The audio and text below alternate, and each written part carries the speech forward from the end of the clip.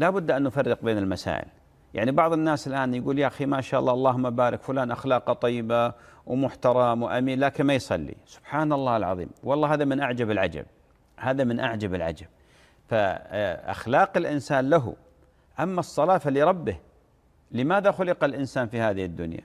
ما خلق ليأكل ويشرب وينام ويشتغل ويتعب فقط ويلهو فقط، لا، هذه أصلا ما هذه التي يصنعها إنما لتخدم قضية عظيمة خلق من أجلها، وهي عبادة الله عز وجل. قال سبحانه وتعالى: وما خلقت الجن والإنس إلا ليعبدون ما أريد منهم من رزق وما أريد أن يطعمون إن الله هو الرزاق ذو القوة المتين.